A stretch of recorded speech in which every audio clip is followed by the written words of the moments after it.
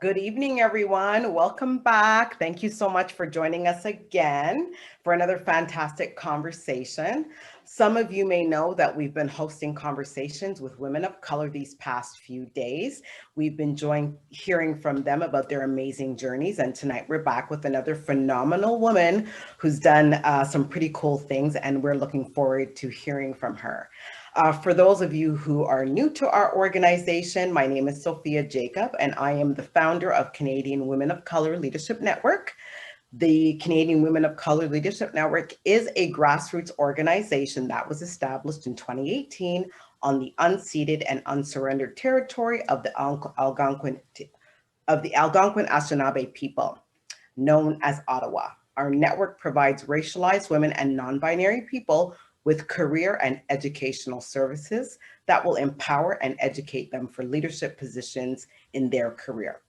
Through an intersectional feminist framework, we aim to empower racialized women and non-binary professionals with the necessary skills, tools, and connections in order to overcome systemic barriers and be reflected in upper level leadership positions and in the workplace. We provide a space for community amongst BIPOC women in any and all stages of their careers.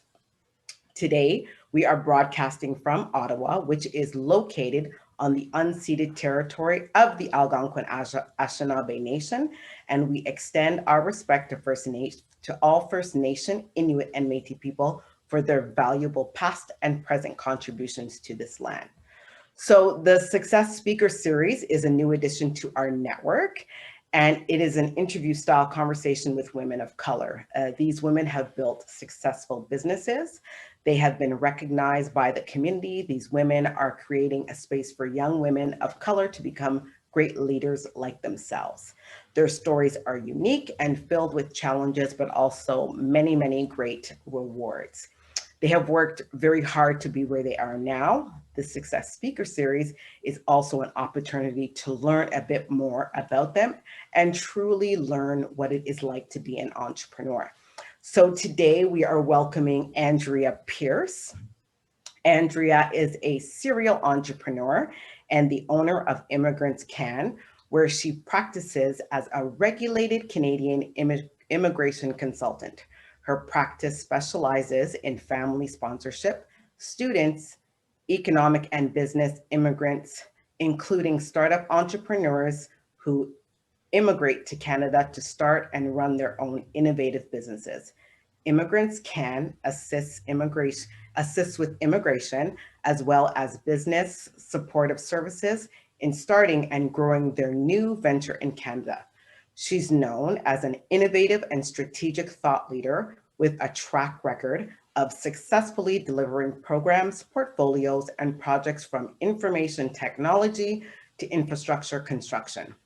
She has extensive P&L and leadership experience in both the US and Canada.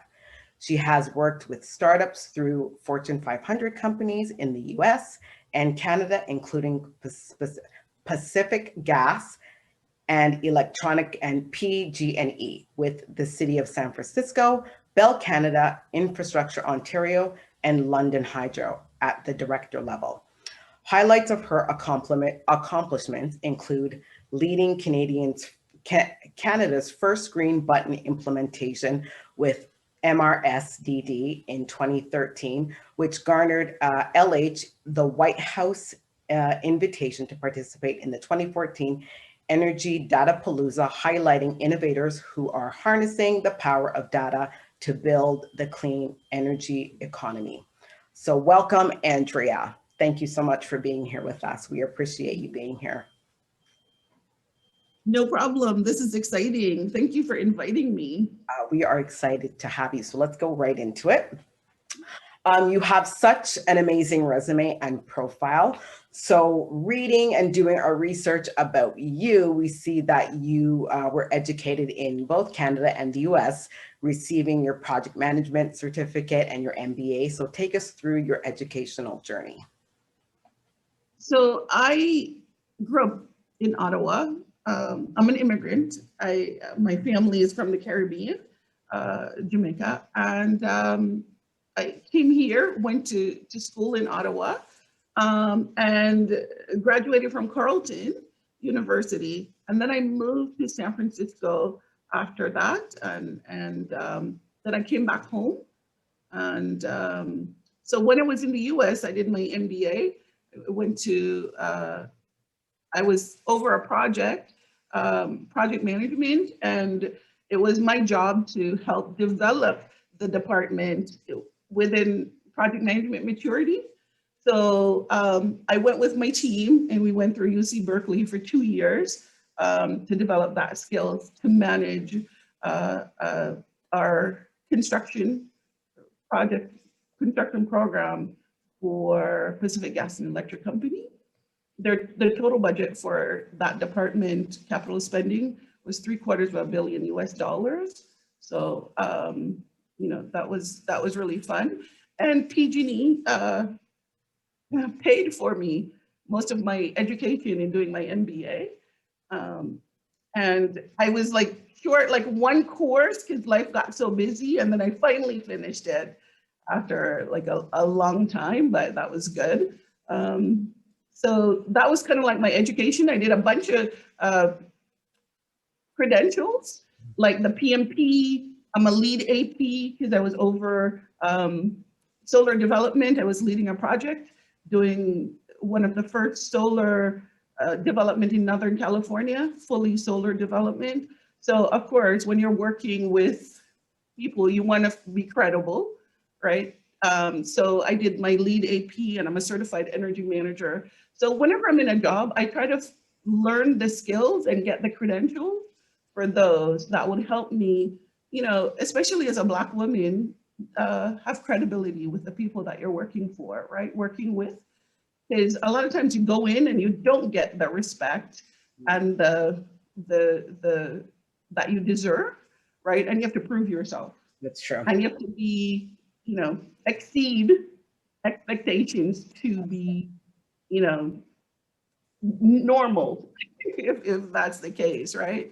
So so that's really why that's my educational experience. Yeah, no, that's really good, Andrea. You have a very vast portfolio of education. Oh, and I went to York Schulich School of Business for leadership in energy, in the energy industry. So I have a postgraduate certificate in leadership from there.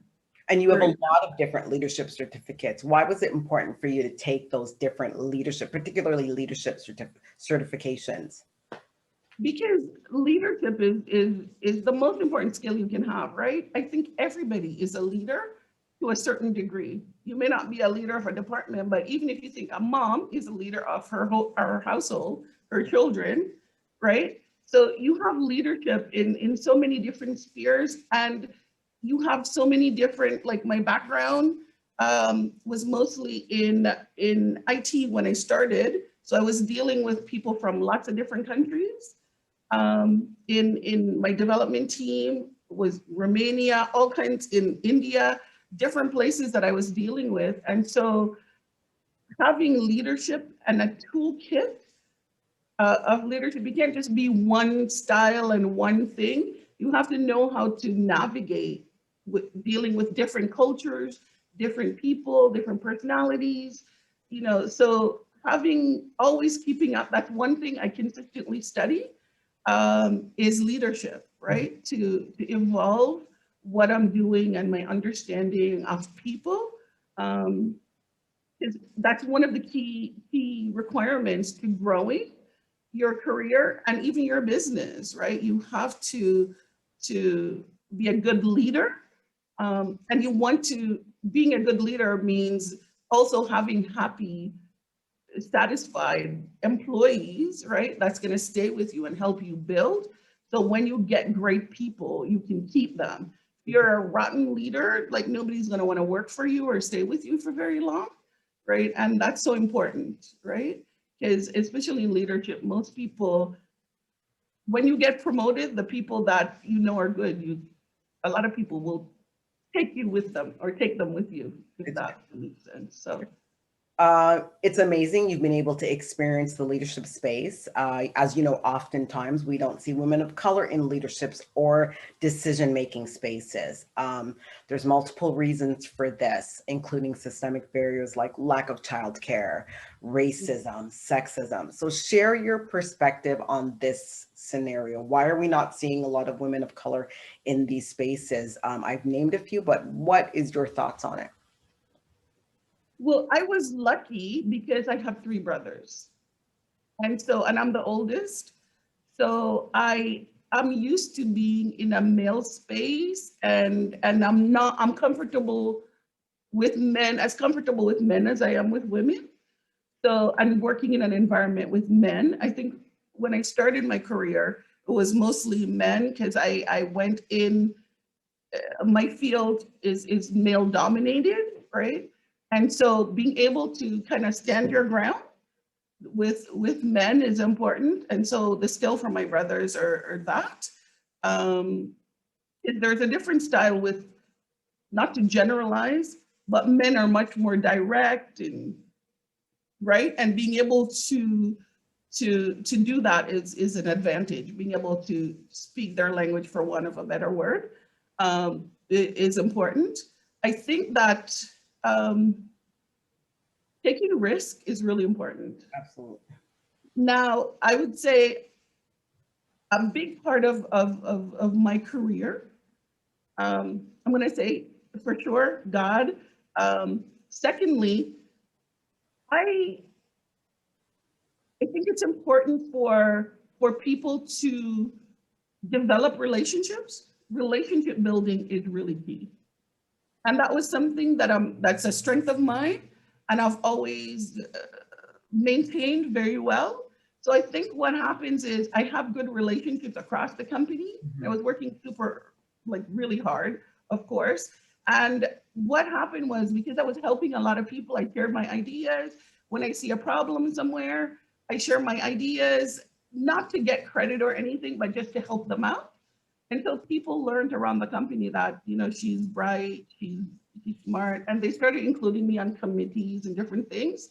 And then one of my boss became my sponsor, not just my mentor. He became my sponsor and pushed me to take a position, that I thought I was not ready for, even though in retrospect I was ready, but I wasn't confident enough. Right. And he pushed me and gave me the support.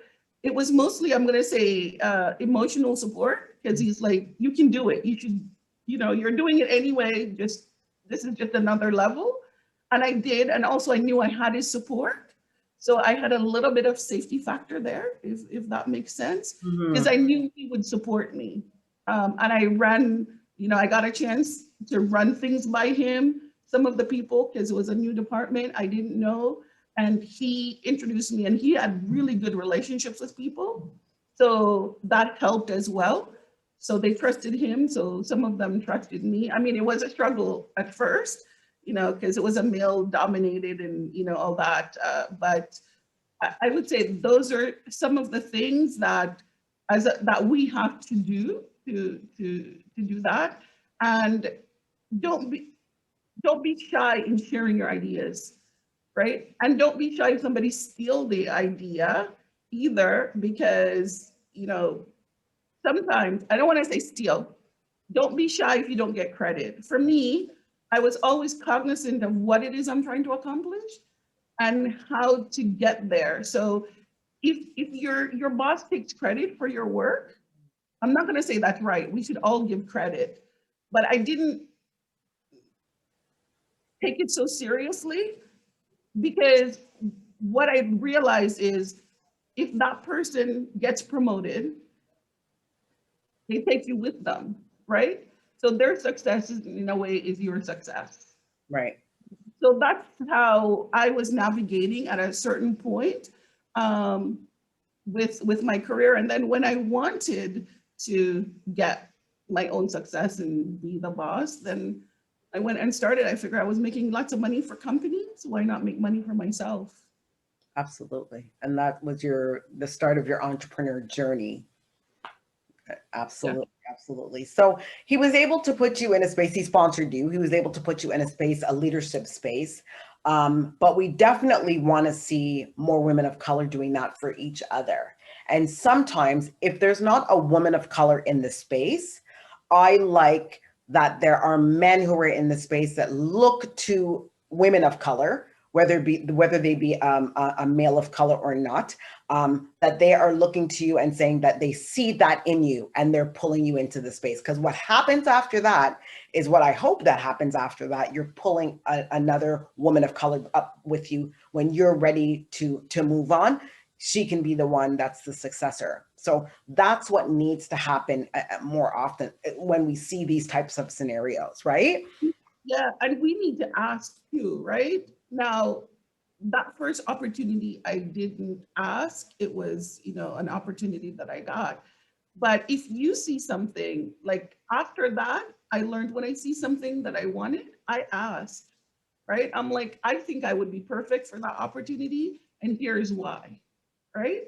And I'm always the type of person, I create like an action plan. I'll have a like strategic, when I go to a job, I have my, of course I observe and do all that stuff as well to already have a good idea of what's wrong, what needs to be fixed, how to fix it, of course you have to get buy-in from everybody and all that, right? But you have to know what it is that you want and how you're going to add value. I think that's the key thing, and being able to state that out loud, because a lot of times women of color, for sure, and I know white women have the same problems. We're embarrassed to toot our horns. We don't want to seem like a show off. We don't want, right? And so that's one of the problems. So how I've overcome that and how I tell people to overcome that is I write like accomplishments, right? So that I can share what I've accomplished without feeling like a braggart, right? So when you write, this is what I've accomplished since I've been here, or this is what I've accomplished in the last month, this is what, right? So I've been very good at that to do that. And I think that's something people need to do is do that and have the conversation with, if somebody you want to sponsor you, right, or your boss, have that conversation and say, here's what I'm doing and here's what I've done to develop myself. Maybe you don't see what I'm doing. Let's say you're not a leader yet, like, I mean, on the hierarchy, career hierarchy.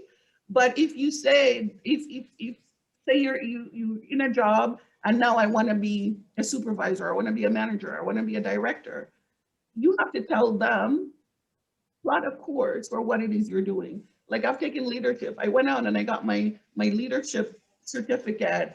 I've done this, I've done that, and here's how I've participated on all these committees.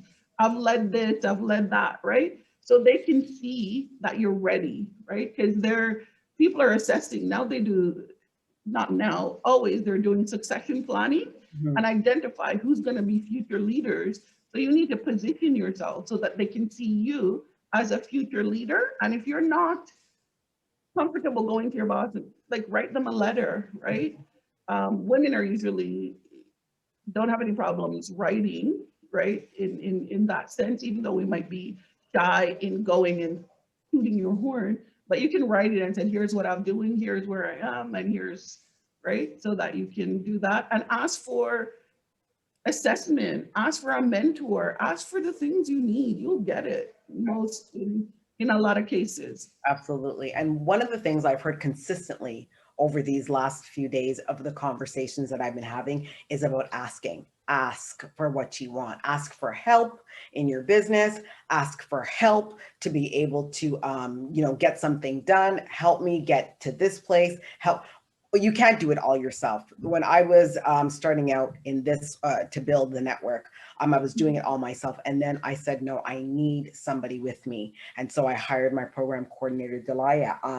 Best decision ever because she's amazing. But I also asked for help from other people in my circle, other women of color who know what I'm talking about when I want to be able to build this network up to be national, and it is a national organization, but I'm talking about literally everybody or all women of color know how to find this network and know what we have to offer from the network. So there's asking, and there's also succession planning. Succession planning is big, and I don't think we do that enough to see the opportunities of who our young people are and who those leaders are going to be, those emerging leaders. So that's another thing that we have to really touch on more down the road. Just these conversations are so imperative to be able to find out. And what people are hearing from you, that's a pinpoint. Succession planning. What is the next step, and how can you position yourself to become the leader in your company or wherever you are? So we touched on mentorship. And a couple weeks ago, you were on a panel with young women leaders who are graduating soon from university. And so you spoke about mentorship in your commentary, but you also touched on, again, like sponsorship. So what are the pros and cons of both? What is your opinion about mentorship, and what's your opinion about sponsorship? So mentorship is somebody who's helping you develop yourself, that you're having discussions and talk with. It's like a developmental kind of relationship, right? A sponsor, it would be great if your mentor is a sponsor, because your mentor gets to know you really well and can be your sponsor, right? But a sponsor is somebody who makes opportunities for you, right?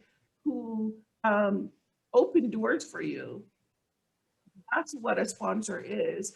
And sometimes our mentors don't open door for us because we don't ask, right? There it is. I'm looking for this. I want to be a manager. What do you think that I need to develop? You can start the conversation with your own boss. I know that if you yourself are not clear about what it is you want and where you're going, then that's the first conversation, right? It's not just going to happen because you're there at the job, you're whatever. You need to take strategic opportunities. I remember one of my mentor, he goes, you need P&L experience, right? And so whenever those opportunities come up, whenever you make sure you do it, right? So you need to understand what it is, the level where you want to go, what are the skill sets that need and competencies that you need to get there, and develop those. So mentors can help you, schooling can help you too. Like there's lots of ways of getting those. But a sponsor is a person who's going to say, you know what, I think Andrea is the right person for that job, that opportunity, that committee, that whatever, right? Those are how those people help you to get to the next level. Because it's not just sitting there and hope people are going to notice you, right? It's not that at all. You have to show your value and share it. I know a lot of women, super smart, amazing women that sit and they've done so much, and other people are getting promoted over them and they're wondering why. Well, you're not communicating your value, right? That person is able. I remember when I just started working at this lady, and she lifts like a stick, like a pen in the office. It's like she did magic, and you know what I mean? And she was so good at it, and she was just moving. And I'm thinking, oh my God, she is not necessarily the smartest bulb in the pack. Why is this happening? But I'm telling you, she knows how to sell herself. And that's what she sold herself. And Yeah. that's the other thing too, when you were talking about sponsorship, it's the connector. Some of the rooms that we are not in, we're not in because sometimes we don't have the sponsor to be able to pull us in that room. Some people are connected, and those people, and particularly, you know what I mean, the more experienced, the more seasoned entrepreneurs are foundation builders. If they can pull the younger generation into those rooms, start doing it. They need the experience. They need to meet those other connected people to be able to position themselves, to be able to be in the leadership space. It all has that trail. Absolutely. But I'm going to say this, and this might not be politically correct. So I'll tell you, there was one example that I met this young woman, smart, graduate from UC Berkeley, like had all the thing and was not going anywhere. And I hired her, smart, smart, smart, worked with her. She was doing great. And I tried to mentor her, bring her through to meetings and everything. And then one day I said, you represent me in the meeting, because I wanted her to take over for me. And, you know, she went to the meeting, she giggled. It was all guys. She giggled like a child, and it was just a failure. After, my boss called me and he goes, I practiced with her before the meeting and she did great with me. But for some reason, he didn't. And, you know, as a Black person, a lot of times we don't have, white people can fail, but we don't have any room to fail.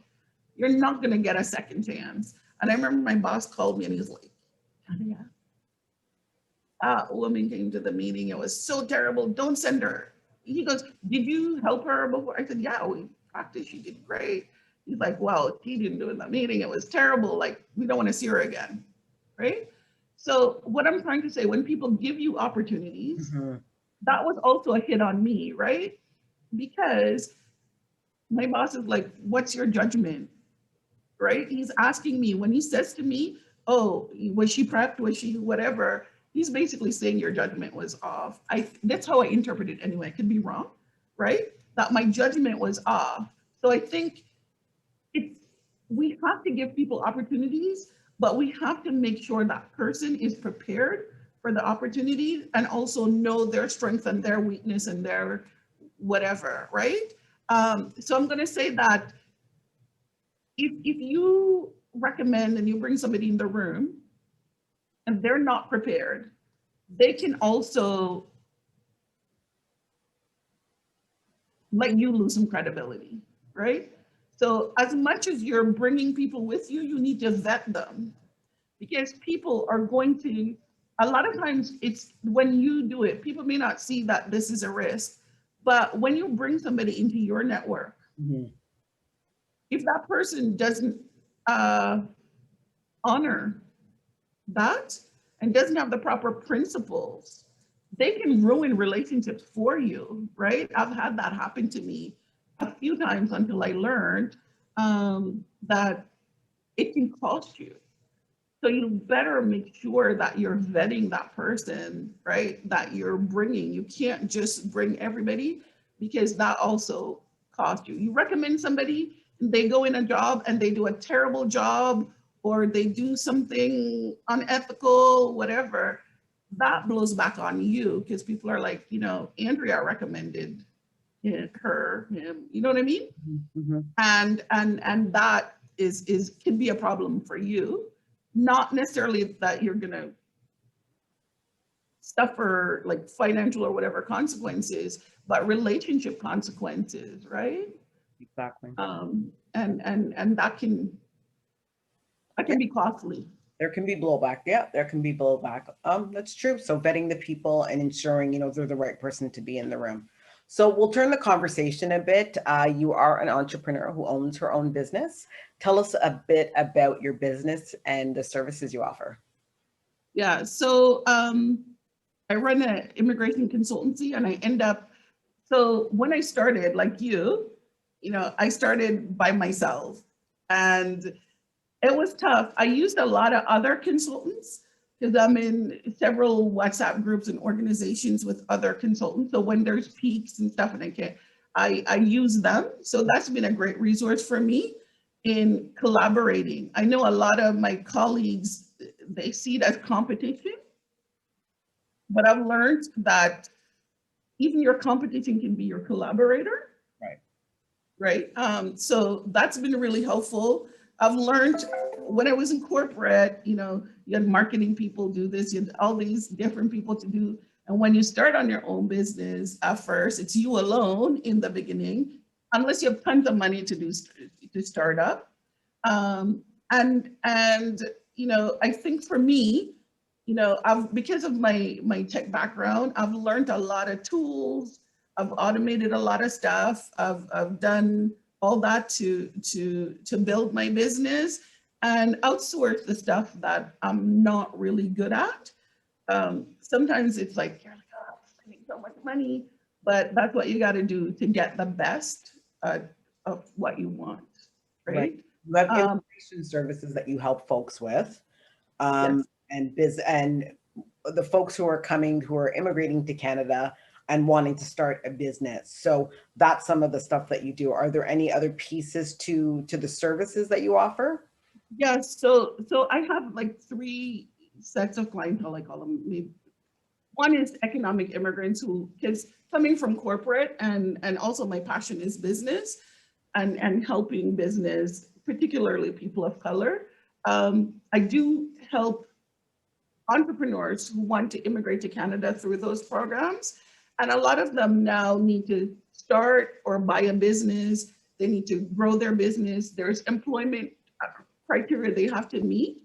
So helping them build and grow their business has been a lot of fun so that they can employ people as well, because that's one of the criteria of those programs. We work a lot with students that come to Canada and eventually want to become permanent residents for that. And their parents in some cases come and bring them with them. And family sponsorship is the other area that I work in. I love that part because when I came to Canada, my parents came first and we were separated. They came and kind of got themselves on the ground, settled before they brought us. And so our family was separated. So I love doing like the family sponsorship and bringing families together. It's, you know, whether it's husband and wife or children and all the stuff, like I love that. It resonates with me because of my family background. And I know that, for example, in immigration, for a lot of my clients that are outside of Canada, it's like a super expensive investment. It's a huge investment, right? Because of the exchange rates and all that. Not because I'm super expensive, but it's because of the exchange rate and all that. So being very careful with my clients to make sure, like I do a consultation first, and a lot of other people do that as well. But for me, that really helps so that they understand if they're going to be successful or not, or on what their likelihood of success before they make a big investment, right? Because we want people to be. Yes, I yes. want to be fair to them, and I want to be open. I know sometimes people get mad at me because they go, "I said no, I'm not taking your case." But if I know they're not going to be successful, I'm not going to take their money. You know, so I think that's something that's important to me in my practice, is using my best judgment to help people. And I think to immigration, the other part of my practice that I do, I think it's pointless. Canada, not family sponsorship, but the economic immigration programs, whether it's express entry or the economic entrepreneurship program, Canada generally picks very highly educated people. Immigrants in Canada have some of the highest educational levels, right? Because we're picking the best of the best from the country based on the point system. And when they come here, a lot of them are underemployed, unemployed for a long time, racism they're dealing with, all this. So it's important for me to help those people to get jobs, get connected, to get culturalized, to understand the culture so that they can be successful in the workplace as well. Because even though a lot of we disagree, I've had colleagues that says, our job is to do the immigration and we're done there. But if the person comes here and they're not successful, right? I don't feel like the job is done at that point. So that's important to me, to help people to be successful in Canada. Absolutely. And that it's a more well-rounded way, and people have that trust in you, and others who you've helped can definitely give you, you know, a recommendation because you've been there and followed through with them. That follow-up, I think, is important too, for people to feel, you know, that you've done an awesome job, you know, that they feel like, oh, they can send others to you to help their families as well. So I think that's important. Yeah. It's more like pre-work, getting them ready to come to Canada with their feet on the ground, not after the fact, right? So I'll tell people like where jobs are, that kind of thing, like how they can brush up on their skills, like interview skills. I have people that work with me that help them and all that. So that's been good for me. And I've developed, because of my background in tech, and I got some time during COVID to develop some courses as well. That's helping me from grow my business as well.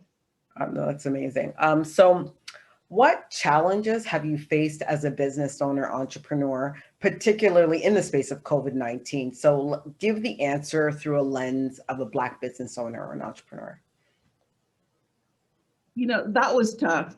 I would say that, of course, because I'm the space that I'm in, like travel was a standstill, right? So no money. In fact, a lot of people wanted their money back because things were taking so long.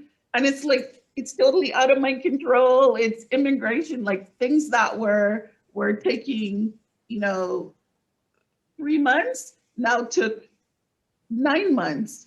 It was really taking a long time because at first, I think even immigration didn't know how. I remember that one of the person I was talking to, they said they get the mail and of course they wait a long time before they open it, right? Some of it is paperwork as well, right?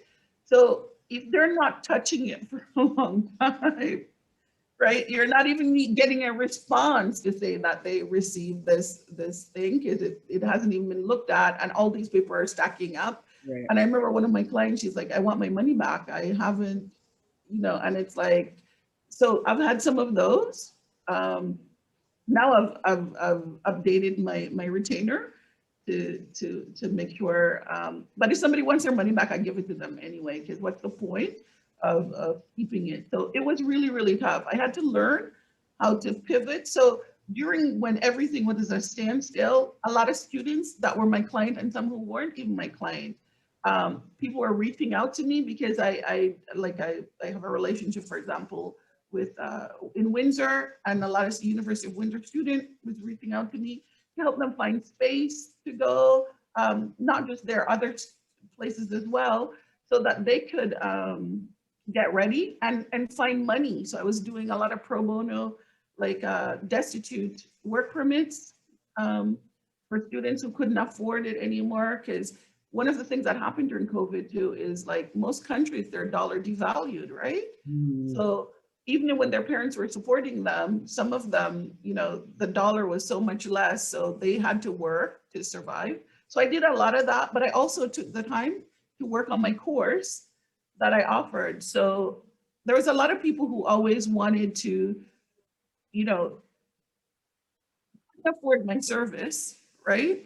And I was turning them away. So I thought, if I could do it this course where they can go through it and do it yourself. So I've developed a couple new business models where I'm also helping the clients, some of them to do their own paperwork and guiding them through that process as well. So that gave me time to actually think during that process and figure out how am I going to move forward, right? And how can I capture some of those clients that I'd said no to, because you start thinking, I need to make money, right? I've got bills, I've got an office, I've got all this stuff. And so that was, those were the things that I did, was look at my business models. I started advertising a little bit. I tested some stuff, it didn't work. And then I realized I am a total failure at that part. I thought I knew so much because I seen it before, deal with people, hired people, like all this stuff. But I didn't do a very good job for myself. So now I have somebody that's handling that for me. And I'm also doing an immigration conference with some other people as well, right? To give information, I charge, but also it's an opportunity to reach out to clients as well. So in a way, even though it's been from a mental and point of view and strategic point of view, it was a good thing for me. Right. The struggle is like, for example, with the SEMA loan that we have, I had contracted out. So I didn't have a payroll with employees to be able to qualify for some of that, right? And that was like an issue. And I think generally Black people, we have trouble, right, with the banks and getting loans and some of that. I'm a little bit anti-debt too. So that has helped me because I've always kept my operating costs really low. And I think the fact that I was always thinking about like the profits and stuff like that. Now I must say, sometimes, you know, I've done some things like now I've farmed out my, like I have a service that answer my phones and make appointments and do all this other stuff. So I've done some other stuff to kind of grow my business and take time away from me doing some of these little things. So I think a lot of that has helped me a lot, and delegating things to other people so that I can use my time wisely to be profitable, and looking at it like, is this gonna make me money or now, or help me make money in the future? If it's not, don't do it, right? Just delegate. Some things are really critical and it has to be done. Like your accounting has to be done. All that stuff has to be done. But paying somebody else to do it is a good thing. I think that was a great and a very smart idea. I think a lot of people were lost in the beginning, but with all that downtime, people had a minute to think and, you know, make some changes in their business, whether they were completely letting it go or switching to online. You were able to implement some programs, take away some things that didn't work. And stop doing everything yourself. I had to learn that myself too. And that's when I said, you know, I have to hire people and I have to bring more people on if I want this network to go somewhere. You know, I can't do it plus host, plus facilitate, plus, you know what I mean, do everything myself. Yeah, I think here, yeah. I feel like you know, not to do a comparison, but I find that in the US, being a small business, you grow faster because it's very business supportive, a small business, like very, very supportive. Even, you know, when I came back home to Canada, I wanted to start my own business. I'm going to be honest with you, I was totally not successful because of I think racism is one of the issues. The barriers here are just as like it's everywhere. Those systemic barriers, these institutions weren't built for Black people, weren't built with people of color in mind. I really don't think so. When you came back, you faced those same barriers. Yeah. So it was a struggle. So I went and got a job after a while, and I think, in addition to racism, I think Canada has some very old-fashioned structure. That's not only a barrier to Black people and racialized, but I think like a lot of tech firms, right? I know that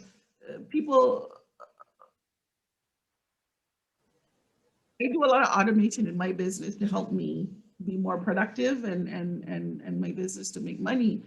But when I look at, you know, friends that I have that have tech businesses in that space, they struggle too, because the same issue that they have, like, you know, one of my friends said they were bidding on a project and, you know, the requirements for the bid was super old fashioned, right? They're like, you know, you need to be making this much money, have employee, all this stuff, right? And that's not how most businesses are starting these days, right? It's, you can have a big business in your basement, right? You put everything in the cloud. You don't have an infrastructure and huge revenue. You're not buying servers, doing all that stuff. You've got everything in the cloud. So they didn't qualify, right? So I think Canada business around small business, the ecosystem in Canada is not very mature and is not kept up with the times, right? And SEBA was a good example that for people who outsource and contract, is you don't want to be stuck when you don't have enough work, right? To have somebody on payroll just sitting there twiddling their thumb and, you know, money just going out in the ether. So those business models, which are standard now, right, was not included in that process. So I know many of those didn't qualify either, just like Black people, right? Wow. So I think that Canada has to modernize the rules to help small businesses and put in more incentives and you know, like in the States, they have like local business when any city is giving work. They have local business, they have the certification as a local business, women-owned business, all those things that the US has. Mm-hmm. Canada doesn't really have that, and that supports and build a more vibrant business ecosystem, right? So that those local business can grow and prosper. And they set like goals within those contracts for even bigger contractors, even if you're a small business, want to work with you, has to work with you or work with somebody, right? So you can grow and the whole ecosystem grows. Canada doesn't really have that yet, and I've been working on that, you know, in my community work that you're well aware of. Nice, nice. So yes, just in that same, keeping with that same tone, in our research of you, you are an expert in procurement and contracts, helping Black businesses and entrepreneurs learn how to bid on contracts in all levels of the government. So share with us a bit of the process, like where to find this information, or like how does anybody even start with this? Because a lot of businesses have no clue how to bid on a government contract, or sometimes they're just not aware of where to go. Navigating, again, those systems there's a lot of red tape. Even getting online, there's a lot of red tape, but you've been able to kind of get that system in a way where Black people can find and source the information you've been sharing. But share with the folks or the audience how you do this, how you go about doing this. Well, you know what?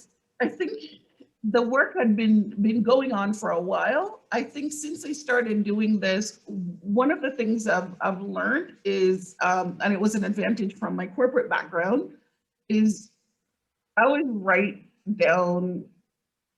things down, right? I just, so what I did was, and I got some great advice from particularly this one person, Alexander. I'm not going to say his last name. I want to shout out to him. He knows who he is, and he's, you know, I had written things down. I'm like a big writer and follow up and all that. And I wrote it in a proposal, like to the government, and kept following up. It was like a struggle, but eventually they came around. It's kind of overcoming hurdles, mm-hmm. right, and addressing issues, and having a two-way relationship both with the community and with the government. And I think that has helped. And I think that making sure that our whole community is included, because as you know, Black people, just because we have the same skin shade, we have a variety of cultures. We're the most diverse community, I would say, in the world. I think a lot of people look and they go, it's a Black person, but we're not all the same, right? We have lots of different cultural contexts. So we have our diversity of our community, and making sure as we're doing this process, like everybody's included. So where we are now with the government is they've done a pilot for Black businesses. It's a small pilot. It needs a bit more work. So it's a work in progress, but they're also, the key thing is the policy change. And the government, the federal government, is working on the policy change. And that's so important because the policy is the foundation that we can work from, right? We can't be satisfied with a pilot. A pilot is exactly a pilot. It's not, I'm not going to say it's not real, but it's not permanent. It's a test run. Yeah, it's not permanent. So until you have policy change in the government, we're never going to see any change. So I'm waiting and you know, pushing on the policy change and making sure that's what we need, so that another generation doesn't have to keep starting from scratch, right? So we hope that with this government, there seems to be an appetite. And I must say that people have been great to work with. Um, you know, like anything, we have, sometimes we don't always see eye to eye, but they're a good group of people that has been helping on the government side in moving this forward. We just need to keep the momentum going with them.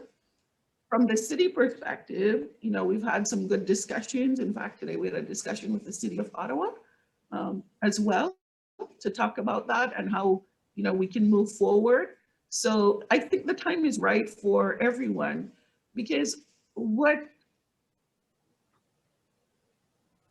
benefits, I would say minorities, benefits everybody, right? When you develop a fair playing field, everybody wins, right? It's not just us. We saw how, look in the, use the example of the US, where the LGBTQ community made huge gains. And what are the tactics they use? From civil rights, right? Those are the same tactics that was used that Black people used to move forward, right? So anytime when I'm gonna say oppressed group is supported, it helps everybody, because a lot of those learnings, a lot of those programs can support everybody, right? Social procurement now includes a lot of different groups, not just Black, right? So I think that our society should be invested in everyone, right? Having an equal playing field. And there's no one size fits all. There's this great picture that they show about what is equity, right? And it had like one person on a high stand can see over, they're looking at a ball game, can see over, but somebody on a lower stand, right? They're looking at a wall, right? And I feel like that's what's happening with us, right? That we're at a disadvantage. So we're looking at the wall, but there's something great over the wall that we can't see, right? And we can't access. So that's the barrier we have. So we need equity, right? To give us that little foundation, like that height, right? That jump, that push, so we can see over the wall and access what's over there, right? Which is the contracts we want. Somebody asked me today and said that, what about loans? And I'm gonna say for most business owners, we don't want loans, we want contracts. We wanna earn money, right? Right. We own our own businesses. And the funny thing is they're always thinking of us in the employee section instead of being the business owner, which is so upsetting sometimes. A lot of the times the institutions, you don't think of us as business owners coming to be able to bid on that contract. You think of us coming to get an application to be employed by that organization. It's not the case at all. What you've done is put up the barriers, and we want to dismantle those systemic barriers. And that's some of the things that you're doing by being able to help these different Black businesses and people of color with businesses bid on these contracts as a business owner, as an entrepreneur who is a freelance, contractor. Yeah, because you know what, the other thing about that is I bootstrapped my business, right? I didn't get a loan or anything. I bootstrapped myself. But if you have contracts, if the bank is being racist against you, which they are, when you have contracts and people see you have revenues, you have way more options. There's other financial institutions and investors who you can get money from, right? But if you're not getting contracts and you're not showing the revenues and the profits, you're not going to get it, right? So in a way, it's a disadvantage. It's having the contract, access to contract, not that, right? That we bid on and we have a fair chance of winning, And that's the question, right? That's what equity is. They said, oh, the system is fair. The system is fair, but not for everybody, right? It's equal, but it's not fair for everybody because, you know, they're changing it in the federal government. But before, you could only get a contract if you were already have experience with the government, right? Young people recognize this when you go to get a job, they go, you have no experience, but you're like, but you won't hire me to give me an experience. How can I get it, right? Exactly. So the chicken and the egg scenario. So if people are getting contracts, it opens up more option for funding, right? For all the stuff that can now enable them to grow their business. And that's really one of the problems that we're having. So this is a really important lever for economic recovery, not just for our community, but everybody, right? That the government can use these tools because we're taxpayers, we deserve it, right? We contribute to it. We're not beggars. We're not asking for like a handout. We're like, we want to fish. We want to learn to fish, right? We're not asking you for a fish. Teach us to fish and we'll do it ourselves, right? Which is what we're doing. And you know, I must say, like OSME has been a great partners with us in hosting the workshop. There's a small business expo that's coming up as well. And one of the focuses on Black-owned business. There'll be financing 30 different organizations there to help Black businesses kind of get any question answered, you know, learn more about the process, network with people, all of that. So that's coming up on April 14th and 15th. Awesome. Two-day conference. That's really good. This is good to hear, some really good information. So looking through the lens of a newcomer who, or newcomers who are migrating and wanting to set up a business very early on, take us through some of the services that you help them with that. Because I know there's a lot of red tape if somebody's coming in as a newcomer, but they really want to start up a business early.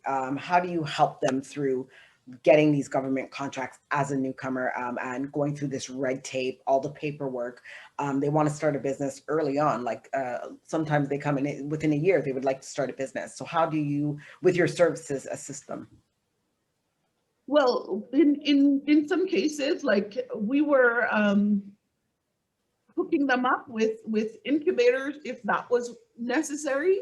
What I was finding with incubators is a lot of my clients, as well as community members, was telling me they didn't feel comfortable in those spaces. They didn't feel like they were getting the support they needed. Mm-hmm. So I launched the Black Women Entrepreneurship Hub, which we had been doing to just help, I don't want to say hold hands, but being more culturally appropriate and understanding the space and the struggles that we have. You remember I was telling you that when I was at work, I like seriously, my boss, he hired me and he's not a racist person, but his replacement was very racist. And you know, when I went to him, because I trusted him, he kept telling me it was a misunderstanding, right? He's like, yeah, there's a misunderstanding. And it's like, no, it's not a misunderstanding. This guy is like bad and racist, right? So unless you're in that space, you don't really understand, right? So it's important, I think, you know, that the leadership of these things be somebody who has that lived experience in dealing with those issues. So that's why I did the business incubator and accelerator myself. But what we do now, they have some new programs in the BDC bank here, and they have new programs for newcomers here in Canada. There's some great programs that help them with funding. What we do is help them around like the business plans, like hiring employees, understanding the rules, all those kind of things to build their business, right? As they go, we help them as well with like understanding bids and tenders and being able to do that to build, because of course, you know, they're also have to hire people and do all that. So we help them throughout that whole process as they go. But I don't always do everything myself. I have a network of people that I work with that help with all of those. That help with the information. Okay. No, that's Yeah, good. so I have like, you know, financial CPAs, a lot of other people, marketing people as well, all those people that help with branding, that all the things that a typical business need to get up and running as well. As well. So, Nice. So share with us a positive experience that you had with a client that you helped through and ended up now with a successful business. you know, one of my clients, and now he's talking about, so he started his own business here, and I don't want to give away all his details, but one of his business that he's doing is looking at trying to model that business into a franchise. Okay. That makes me feel really good.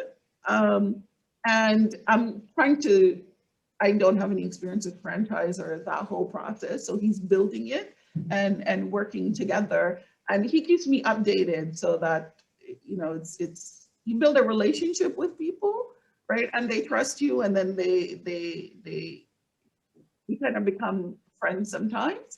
And this gentleman is doing really, really well and wanting to franchise his business. And that, he says, is his next step. So he's working on standardizing all his processes and doing, I could give him some advice on that. That's about as much as what I know about franchising, but making sure and automating and doing those things and having a standardized process so that he can, I don't want to say put it in a box and sell it to people. Mm-hmm. So that's really interesting. And I'm like, when you get it going, I want to like a dibs at the franchise as well. So that's nice. That is a nice story. I really like that. He's willing to expand his business into a franchise. That's chains across how many places, across many provinces. That's really good. That's an amazing story. So before we wrap up, I'm going to do like a rapid fire Q&A with you just for fun, just to see what your answer is going to be real quick. What's your favorite song? You know what? Bob Marley, This Is Love, I think is my favorite. But I'm not one of those people with one favorite. It depends on my mood. Right. And what the, okay, it depends on your mood. What's your favorite movie? That has changed. It used to be The Matrix, #1. But I think it's, I'm embarrassed to say it, Megamind now. Okay. Okay. It's all good. It's all good. Chocolate cake or vanilla cake? Lemon.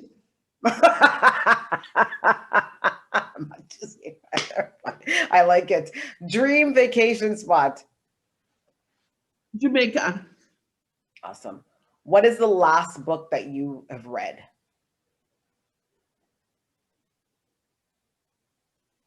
I read so much that like, and right now I'm in the reading several books. I have to admit I'm a nerdy reader. I am a nerd and I love to read, and I read lots of different things.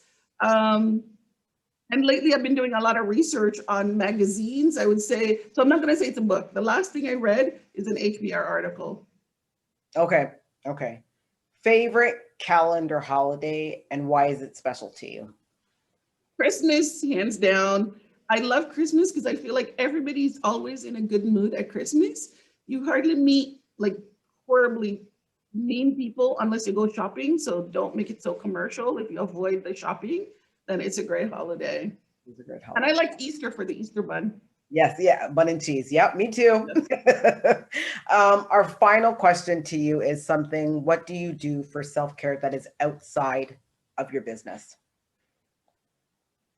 You know, I used to do massages, and now I must admit, I am not, I'm afraid to let like people near me. I'm in the bubble with my parents, and my dad died during COVID, and I've had family members that have it. So now I'm like a little paranoid. So I'm gonna say for self-care now, like I go for walks. I read. I'm addicted to South Korean shows on Netflix. So I'm going to say that's it, because watching it helps unwind my brain and helps me to stop think and to just chill, and watching stand up. Those are the two things that is my self-care. Nice, nice. Until I can get a massage again Yes, at the your sister's spa. yes. That's a good, yeah, that's a good way to get some relaxation. This was an amazing conversation, Andrea. Thank you for coming. Thank you for sharing the time with us. Thank you for sharing your journey and your story. So share with the audience all your social media, your Twitter, your Facebook, how they can reach you for your services, for your information on, and share any upcoming events that you have going on. Yeah, so my website is immigrantscan.com for my for-profit business. The main one that I'm working on now, I do consulting as well, that I've got a bunch of partners that I consult with. And for the procurement work and stuff that I'm doing, they can go to immigrantscan.org for some to get in touch. So it's IMMIGRANTSCAN, all one word, .com or .org to learn more about the nonprofit work and the for-profit work that I do. Nice. And just for repeat's sake, the procurement information session is coming up. What was the date? So the Small Business Information Expo is April 14th and 15th.